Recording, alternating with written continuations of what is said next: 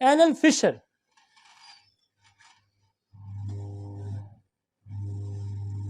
anal fissure can cause severe rectal pain and sudden onset rectal bleeding. अब Fisher में जो दवाइयाँ काम करती हैं ना, इन्हीं में से दवाइयाँ काम करती हैं। मसलन रेटेनिया फिशर की दवाई है, पियोनिया फिशर की दवाई है, पेट्रोलियम फिशर की दवाई है, एसिड नाइट्रिक फिशर की दवाई है। ये फिशर की दवाई है, पेट्रोलियम, पियोनिया और रेटेनिया। और लेकिन जब ब्लीडिंग आ जाएगी तो अपने लेक्सिस को पहले फिशर पे भी देना है, और लेक्सिस फिशर को ठीक भी करेगी और ब्लीडिंग को रोक देगी, वगरना आपने फिर आगे निकलना है। एसिड नाइट्रिक बहुत बड़ी फिशर की दवाई है, ग्रेफाइट फिशर की दवाई है। लेकिन नक्स सल्फर को नहीं आपने भूलना, ये मेरी बात याद रखें। हाँ, इसके आगे चलेंगे आप। नक्स 1 दें, सल्फर 1 दें, पर वो पहले लाजमी देनी है, उसके बगैर आपका काम नहीं हल होगा। मगर ना आप केस खराब कर 20 जब दोबारा 15 दिन बाद हफ्ते बाद देते हैं फिर दे दें इसको, वगरना आप केस खराब कर देंगे। आपने डायरेक्ट अप्लाई की, काम करेगी, 100 में से 10 करेगी। इस तरह से रेट आपका बेहतर हो जाएगा। ये बड़ी मेहनत के साथ, बड़े लंबे एक्सपीरियंस के बाद ये चीज़ें बेसिस हमने सेट की हुई हैं। उसके बाद आगे चलें। यहाँ जो इसके साथ ना 2 दवाइयाँ और भी काम करती हैं फिशर में। फिशर में इचिंग आती है, खारिश साथ आती है। तो जब खारिश आ जाएगी तो फिर पेट्रोसिलिनियम है, हेमोरॉइड में भी खारिश आ जाएगी और फिशर में भी आ जाएगी। पेट्रोसिलिनियम वो 1 दे दें, 200 TDS कर दें, TDS रोज कर दें, और उसके साथ एक और जो खारिश में ज़्यादा काम करती है वो है ट्यूक्रोमेरावेरम, और एक और दवाई खारिश में काम करती है एसिड नाइट्रिक।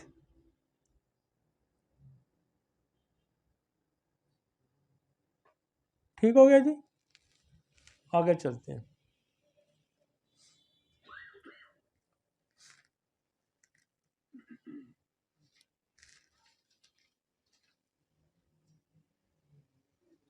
और जहां कहीं बर्निंग आपकी फंस जाए तो फिर एंथ्रेक्सिनम की एक डोज दे दें। जहां हेमोराइड ठीक होना रुक जाए तो कार्सिनोसम 200 की एक डोज दे दें। बहुत दफ़ा फंस भी जाता है ना बंदा, ये ना कहीं अगला कहानी नहीं दिखाई थी। हाँ, नहीं ना फंसता।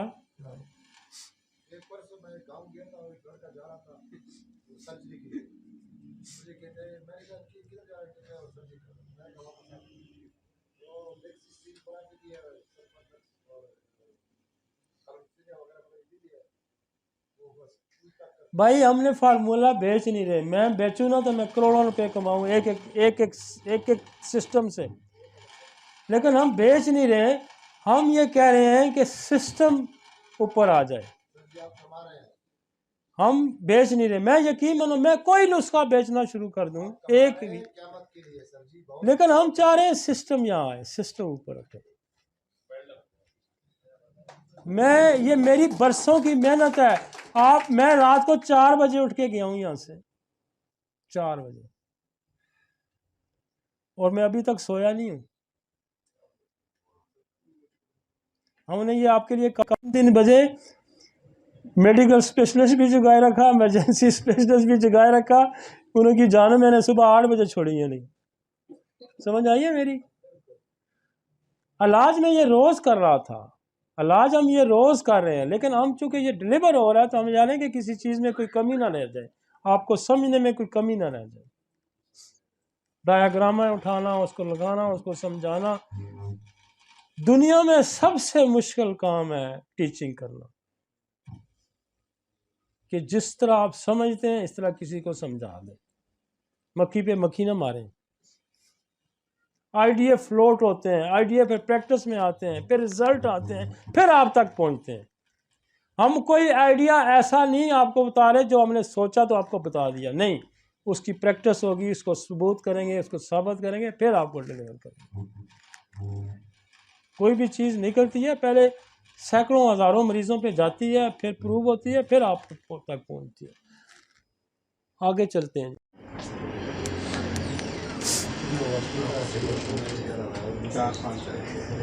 हाँ जी, आगे, हाँ जी, हाँ जी।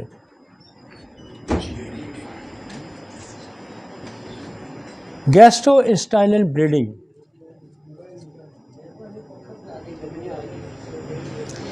Gastrointestinal bleeding is divided into the upper and lower bleeding. Upper GI tract की ब्लीडिंग जो है,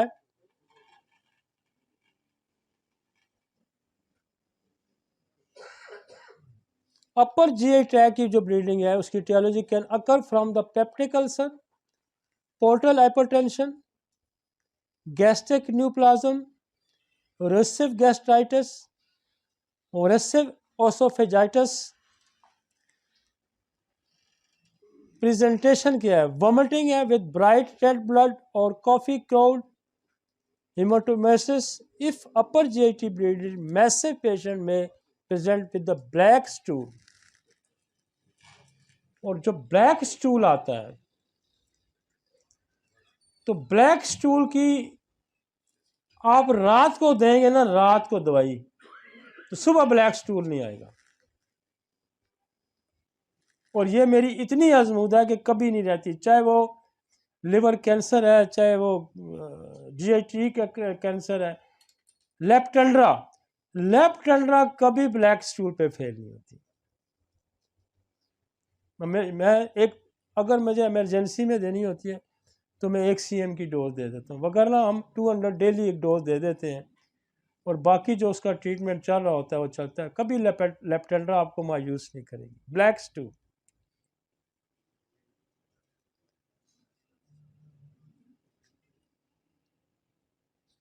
लेप्टेंड्रा, क्योंकि जब लोअर ट्रैक से ब्लीडिंग होगी तो वो ब्लड आपको स्टूल में नज़र आएगा या एक्स्ट्रा आएगा, लेकिन जब ऊपर से स्टोमक से आएगी, एसोफेगस से आएगा, और इवन स्मॉल इंटेस्टाइन से भी आएगा, तो वो स्टूल नीचे आके तो ब्लैक हो जाएगा। ब्लैक में आपकी आर्सेनिक भी है, ब्लैक में आपकी एमामेलस भी है, और भी दवाइयाँ हैं, फास्फोरस भी है, क्योंकि फास्फोरस पूरे जीआईटी ट्रैक की जो ब्लीडिंग है ना उसको रोकती है। क्रोटेलस पूरे जीआईटी ट्रैक की ब्लीडिंग को रोकती है। मतलब वो अपनी जगह बहुत अच्छा काम करती हैं, लेकिन लेप्टेंड्रा में इसलिए मैं बता रहा हूँ कि लेप्टेंड्रा बहुत अच्छा रिजल्ट देती है, आपको सुबह रिजल्ट आ जाएगा। फास्फोरस में भी होता है, एमामेलस में भी होता है, क्रोटेलस में भी। ठीक है जी, नेक्स्ट चलते हैं। अभी मैंने एक रखा हुआ सारा ब्लीडिंग वाली जगह और भी रखी है, आगे चलते हैं जी।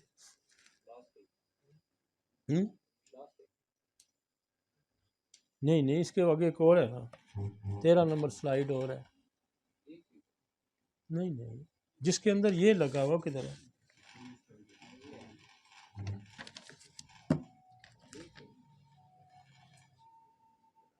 इसके आगे ले आए ना, हाँ ये ना,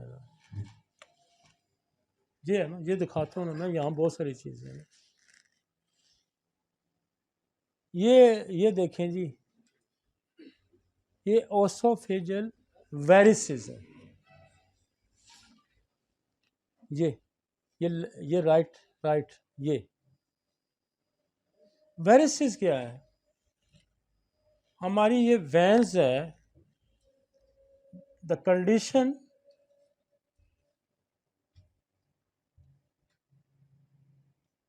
डायलेट, जब वेन डायलेट हो जाती है एंड स्वेलो हो जाती है, तो वेंस को वेरिसेस कहेंगे। जैसे वेरिकोज हो जाती है, लोअर एक्सट्रीमिटीज में वेरिकोज, यहाँ ओसोफेगस में हम इसको वेरिसिस कहते हैं। वेरिसिस बेसिकली कंडीशन क्या है, यहाँ वैन जो थी उसकी वैन डायलेट होगी, फैल गई प्रेशर की वजह से, और या वो स्वेल होगी।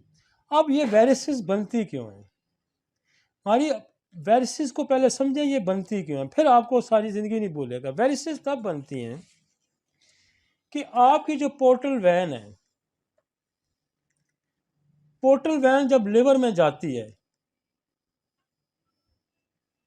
पोर्टल वैन कहाँ से आती है? पोर्टल वैन आती है आपकी आंतों से, वहाँ से शाख निकलती है, आपकी स्प्लीन से निकलती है, आपकी उससे निकलती है, गॉल ब्लैडर से निकलती है, पेंक्रियास से निकलती है। ये निकल के बड़ी ब्रांच बनाती है और जाके लिवर में जाके खुलती है। इसका काम ये है कि इसे 70% 75% ब्लड लेके जाती है लिवर में। दूसरा, लिवर में ब्लड आने का जो सोर्स है वो हेपेटिक आर्टरीज के जरिए आता है, वो 25% होता है। ये आंतों से मुख्तलिफ जगह से बहुत सारे जो आपके जो होता है उसको क्या खुराक है, ये बहुत सारी ऐसी चीज़ें हैं जो ये बाकी जगहों से लेके लिवर में जाके, अच्छा फिर आपने ड्रग्स जो ली, कोई दवाई आपने ली, तो आंतों से वो भी उठा के ये लेके जाता है ब्लड। उसको क्या करता है, एक तो काबिल अमल बनाता है लिवर, या फिर उसको डिटॉक्सिफाइड करता है। कुछ हमारे जो इंग्रेडिएंट्स हैं उसके डाइट के, वो वहाँ अब्जॉर्ब करता है लिवर और डिटॉक्सिफाइड करता है। ब्लड को ये इस काबिल बना के लिवर भेजता है हेपेटिक वैन के जरिए हार्ट में, ताकि कोई इन्फेक्शन को यहाँ मारने की कोशिश करता है लिवर। बहुत सारे यहाँ प्रोसेस होते हैं, ये पूरा ब्लड यहाँ प्रोसेस होता है? हाँ, मेटाबॉलिज्म यहाँ प्रोसेस होके फिर हेपेटिक वैन के जरिए जाता है, फिर वहाँ ऑक्सीजन जाके लंग से लेता है, फिर सर्कुलेशन में जाता है। तो सर्कुलेशन में जाने से पहले लिवर यहाँ इसकी सारी कांट चांट ये वो सारी करके, अब होता है क्या है, जब लिवर सुकड़ जाता है, सिरोसिस हो जाता है, तो ये तो पूरा पीछे से नाला आ रहा है ना, और आगे लिवर पहले बड़े साइज का था, अब उसके अंदर वो इतना था तो अब इतना हो गया, अब उसके अंदर जगह नहीं ब्लड फ्लो करने की, तो वो क्या करेगा, बैक प्रेशर मारेगा। जब बैक प्रेशर मारेगा तो ये ओसोफेगस की तरफ जितनी वेन्स है, ये वेन्स पे प्रेशर की वजह से फैल जाएगी और उसके अंदर ब्लड बढ़ना शुरू हो जाएगा। ब्लड जब बढ़ना शुरू हो जाएगा तो ये ब्लीड करेगी। समझ आ गया मैकेनिज्म? तो ये पहले वेरिसेस, जब वेरिसेस ब्लीड करेगी तो ये समझ लें जब लिवर सिरोसिस का पेशेंट होगा। और दूसरा काज इसका क्या हो सकता है कि जो आपकी जो पोर्टल वैन है इसके अंदर थ्रोम्बोसिस हो सकता है। थ्रोम्बोसिस होगा तब भी ब्लॉकेज हो गई ना, तो फिर बैक प्रेशर मारेगा। अब ये दो काम करता है, एक तो वेरिसेस बनाएगा, दूसरा पेट में पानी पड़ेगा कि वो उसमें से रिसना शुरू हो जाता है, यूं गुब्बारे की तरह फूल जाएगी और वहां से रिसना शुरू हो जाएगा। तो समझ आई वेरिसेस? अक्सर नाम आपने सुना होगा कि लोग ओ जी वेरिसेस बैंडेज करवाई जाती, किसको? हेपेटाइटिस का मरीज होगा, लिवर सिरोसिस को, तो वो एलोपैथिक वाले क्या करते हैं, इसको एक बैंडेज मिलता है, वो इसके ऊपर इसको बैंडेज करके इसको बंद कर देते हैं और फिर कुछ हिस्सा दूसरे फिर कर जाता है, फिर उसको बैंडेज लगाते हैं। एक तो हमारे पास ये सोर्स है कि हम फौरी तौर पर फास्फोरस इसको रोकेगी ब्लीडिंग को, फौरी 1 mg की एक डोज दें, ये वेरिसेस की ब्लीडिंग को रोक देगी और क्रोटेलस इसको रोक देगी। हेमामेलस रोकेगी। हेमामेलस की ब्लीडिंग किसकी होगी? वेनस ब्लीडिंग होगी, ये याद। हेमामेलस की ब्लीडिंग कौन सी होगी? वीनस ब्लीडिंग होगी। लेक्सिस की ब्लीडिंग वीनस भी है और आर्टरी की भी ब्लीडिंग है, ये याद रखें। आपने क्या करना है, यहां ब्लीडिंग के लिए फास्फोरस देंगे, क्रोटेलस देंगे, हेमामेलस देंगे, ये ब्लीडिंग हमने यहां रोकनी है। लेकिन हमने काम क्या करना है, हमने लिवर पे काम करना है, हमने थ्रोम्बोसिस पे काम करना है। आगे ना समझ? इसको तो हमने फिर कल ब्लीड करेगी, प्रेशर तो मौजूद है, प्रेशर तो मौजूद है ना। हमने लिवर सिरोसिस पे काम करना, ये फास्फोरस लिवर सिरोसिस पे भी काम करेगी, क्रोटेरिस लिवर सिरोसिस पे भी काम करेगी।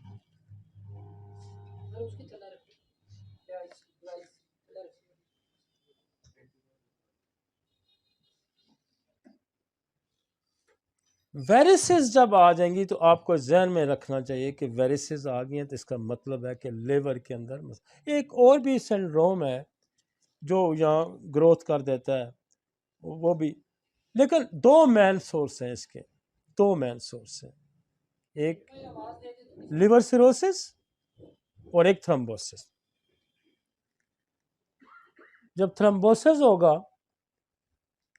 तो ये बैक प्रेशर इस पे पड़ेगा और ये फूलेंगी तो इनके अंदर ब्लड होगा, और ये फिर जब बिल्कुल पतली वेन्स हो जाएगी वेरिसेस तो फिर ब्लीड कर जाएगी। ठीक हो गया जी। इसके साथ एक और है यहाँ, इसके साथ एक और है, इसको क्या कहेंगे, मेलरी वियस, ये मेलरीवियस टीयर। अब ये भी, ये देखें इधर से यहाँ ब्लीडिंग हो रही है, ये कब ब्लीडिंग होगी, ये रैप्चर हो जाएगी, ये वेसल्स रैप्चर हो जाएगा। कब रैप्चर हो जाएगा, जब आप वोमिटिंग करेंगे किसी वजह से, जब आप कफ करेंगे, बार बार कफ करेंगे तो ये फट जाएगा, ये और ब्लीडिंग होगी, ये और ब्लीडिंग।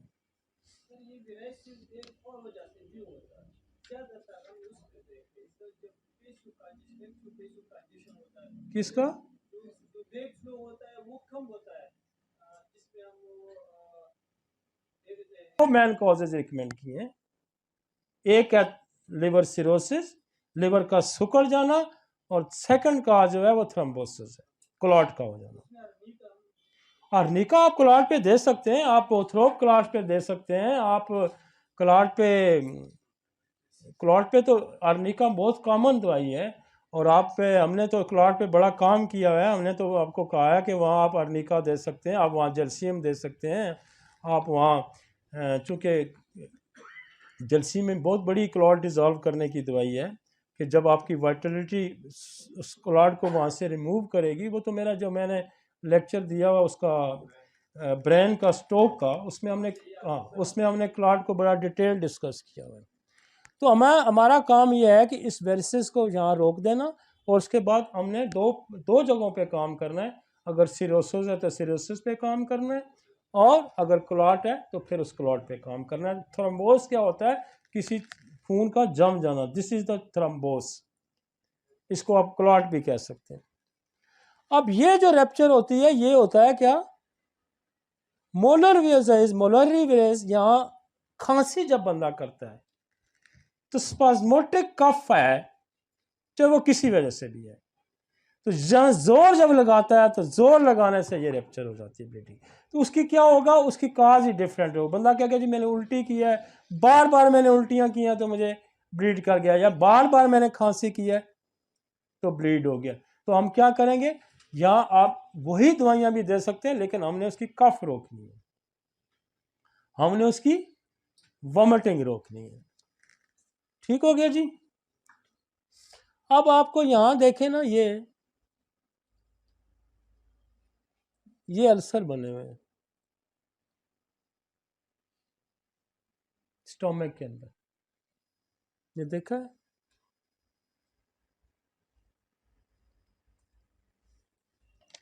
इसको कहते हैं गैस्ट्रिक अल्सर, ये गैस्ट्रिक अल्सर है, ये भी ब्लीड कर जाता है, ये गैस्ट्रिक अल्सर है, और ये हेमोरेजिक अल्सर है। एक अल्सर का और था, वो कहाँ छोड़ा आपने, वो अब स्लाइड खा गए, एक है एक स्लाइड, हाँ अल्सर, हाँ है स्लाइड एक और है, वो मैं ज़रा और ये जब गैस्ट्राइटिस होता है अल्सर, तो ये फिर ये लेयर देखें हार्ड होके यूं हो जाती है, और फिर ये यूं हो जाती है जब अल्सर ज़ख्म बनता है, देखें ना, ये है हमारे पास स्लाइड में रखा हुआ मैंने, ये आ गया। ये नॉर्मल है स्टमक, ये इन्फ्लेम्ड है, ये नॉर्मल है। ये जो कोलुमिनर सेल की ये एपिथेलियल रेल बनी हुई है, ये नॉर्मल है। अब जब गैस्ट्राइटिस होगा तो ये देखें ये हार्ड हो जाएगी और फिर सीधी होगी ये, और ये इन्फ्लेमेट एरिया है। अब जब ज़ख़म हो जाएगा तो ये सारा उड़ के ये आ गया, ठीक हो गया जी। ये नहीं,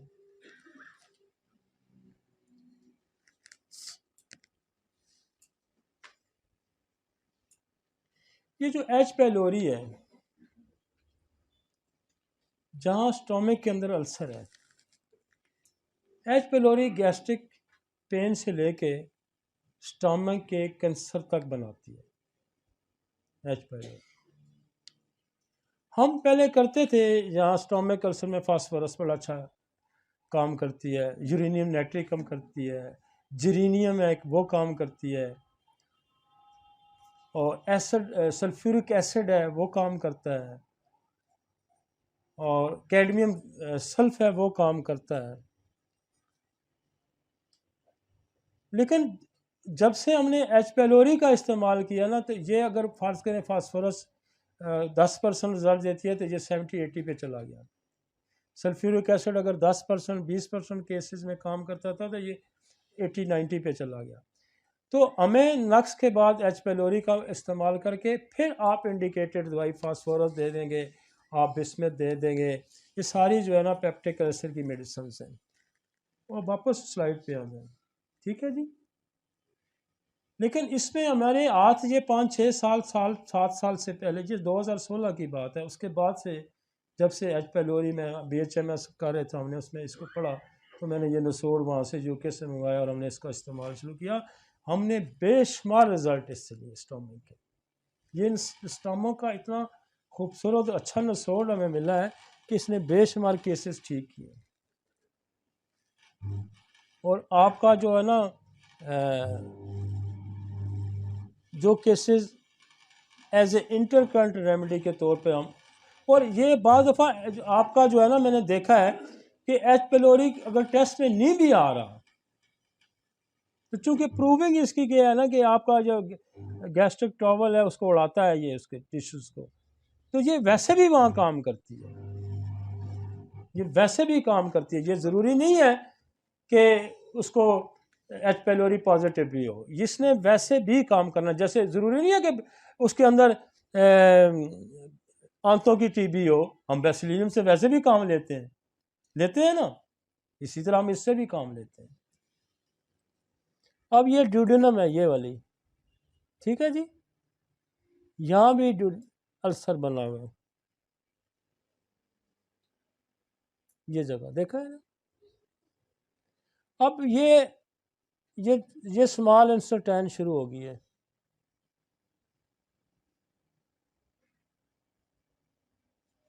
यहाँ फिर बड़ी आंत शुरू होकर ये आ रही है। अब इसके अंदर ये जगह आपने जो देखी है ना ये वाली, यहाँ ये इस्कीमिक होगी, है डेड होगी। जब डेड हो गया तो ये छोटी छोटी आपको ये कैपिलरीज में से निकलती हैं, ये देखा है आपने। इसको कहते हैं इस्कीमिक बबल डिजीज, वो डिजीज जो किसी एरिया को डेथ कर देती है। यहाँ आप जो काम करेंगे तो फिर यहाँ आप कार्सिनोसन का सहारा लेंगे, फिर यहाँ आप बेसिलिनियम का सहारा लेंगे, फिर चूंकि ये नेक्रोसिस हो गया है तो एच पेलोरी दे के आप फास्फोरस का इस्तेमाल करेंगे, और फिर इसको दूर करने के लिए जो नेक्रोसिस को ठीक करने के लिए प्लम्बोमेट का इस्तेमाल होगा, यहाँ ओपियम का इस्तेमाल होगा। ये देखें ना, उसने ऑब्स्ट्रक्शन कर दी हाथ बिल्कुल। अब वो बाद दफ़ा इसको सर्जरी करके यहाँ हटा के फिर इसको यहाँ जोड़ देते हैं। अब एक और यहाँ प्रॉब्लम क्रिएट हो गया, ये वाला इंटरसेप्शन ये है कि आसान में अगर ये नाली है आपकी, पाइप है पानी का, और पानी का पाइप फूला है कहीं से, और एक पाइप उसके अंदर घुस गया है, अपने ही उसके अंदर कोई चीज किसी दूसरी चीज के अंदर घुस जाए, और ये ऑब्स्ट्रक्शन कर देगी और यहाँ ब्लीडिंग भी हो सकती है। इसके लिए सर्जरी की जाती है अमूमन। हम ये करते हैं कि यहाँ हमारा बहुत अच्छा काम करती है प्लमोमेट।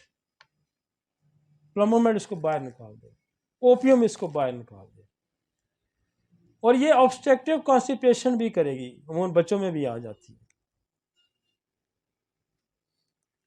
तो यहाँ आप इसको हिफ्ज़ मातकदम के तौर के, ताकि कहीं और गड़बड़ ना हो, तो हम कार्सिनोसन की एक डोज देंगे, एक हम एच पेलोरी दे देंगे, और फिर हम प्लमोमेट सेफली यूज़ करेंगे, फिर ओपियम हम सेफली यूज़ करेंगे।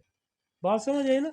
ये है, और इसके अंदर अपनी वो नाली जो है ना, अंदर यूं बाद दफ़ा पाइप ही देखा होगा, उसी पाइप के अंदर घुस जाता है, पोच यूं बन जाता है। अब एक और यहाँ पॉइंट आ गया है, ये देखा है ना छोटा सा, इसको कहते हैं मैकल डाइवर्सिकुलर। ये बिल्कुल अपेंडिसाइटिस की तरह ग्रोथ है, लेकिन ये हर बंदे में नहीं होती, लेकिन होती है। और ये अपेंडिसाइटिस की तरह इन्फ्लेमेट होके फट भी सकती है और ब्लीड भी कर सकती है। यहाँ भी आपने अपेंडिसाइटिस वाली ही दवाइयाँ यूज़ करनी। ये ग्रोथ होती है, हर बंदे में नहीं होती है, लेकिन होती है। अपेंडिक्स तो हर बंदे में होती है ना, ये किसी किसी में होगी। अब ये तो अपेंडिक्स, ये एक जगह आपको देगी यार, ये क्या है? ये कैंसर बना है क्लोन का, जिसको कहते हैं क्लोन कैंसर, ये बन गया। अब ये भी बड़ी इमरजेंसी हो जाती है जब क्लोन कैंसर गया, तो बार बार स्टूल आ जाएगा, ब्लीड कर जाएगा, पेन होगा। तो यहाँ फिर हमने हमारा जो ट्रीटमेंट है थोड़ा और एग्रेसिव हो जाता है। हम क्या करेंगे, यहाँ नक्स की देंगे, कार्सिनोसन का इस्तेमाल करेंगे। उसके बाद यहाँ बहुत अच्छा जो काम करती है वो, अगर कॉन्स्टिपेटेड है तो एलोमेन। एलोमेन में सीएम की एक ही डोज देता हूँ और बहुत मरीजों को इससे फ़ायदा होता है। लेकिन यहाँ अगर बार बार स्टूल की अर्ज आ रही है तो फिर हम इसको कार्सिनोसम बेसिलियम देके हम मर्कसाल का इस्तेमाल करते हैं।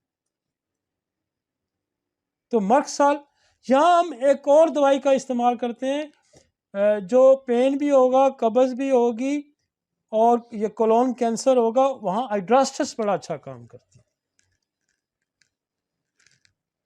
ठीक है जी। अब ये एक और है जहाँ पे होते हैं ना, ये इसको कहते हैं एंजियो डिस्प्लेसिया। ये गुच्छा बन गया है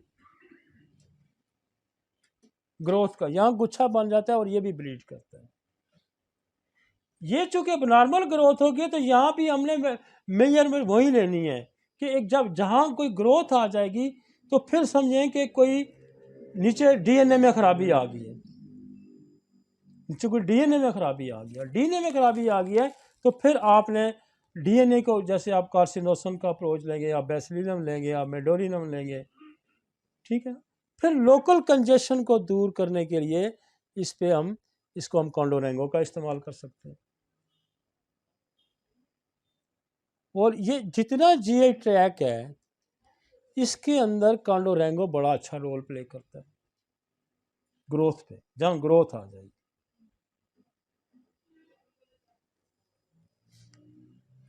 अब ये इसके साथ निकलते हैं तो यहाँ आ गया हमारी ये बड़ी आंत, देखा ना ये सारी, अगर ये लाइन आपको नज़र आ रही है तो क्या होगा, ये इसके अंदर इन्फ्लेमेशन आ गई, बड़ी आंत के अंदर सोजन आ गई।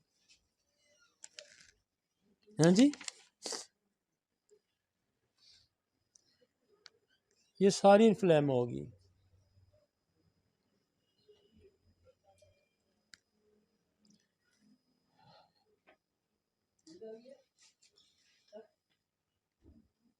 तो इसमें हम क्या करेंगे, इस सेल इन्फ्लेमेशन को रोकने के लिए हमें ये, चूँकि इन्फ्लेमेशन इसको आम हम नहीं समझेंगे, लिहाजा यहाँ हम कार्सिनोसन का इस्तेमाल करेंगे, यहाँ हम बेसिलिनम का भी इस्तेमाल करेंगे और यहाँ हम एच पेलोरी का भी इस्तेमाल करेंगे। और इस इन्फ्लेमेशन को फिर जो मेरे पास क्लिनिकल होता है कि हम यहाँ कोलोसिन का इस्तेमाल करते हैं, यहाँ पल्सटीला का इस्तेमाल करते हैं, यहाँ डायस्कोरिया का इस्तेमाल होता है। पखा क्यों चला देता है भाई, डायस्कोरिया का इस्तेमाल होता है।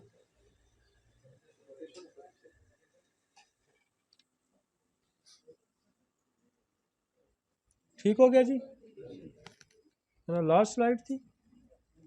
यहाँ मसाइल थे, हेमोराइड्स के मसाइल थे, यहाँ फिशर के मसाइल थे वो। तो ये हमारा पूरा डाइजेस्टिव ट्रैक अब कवर हो रहा है। ठीक है जी।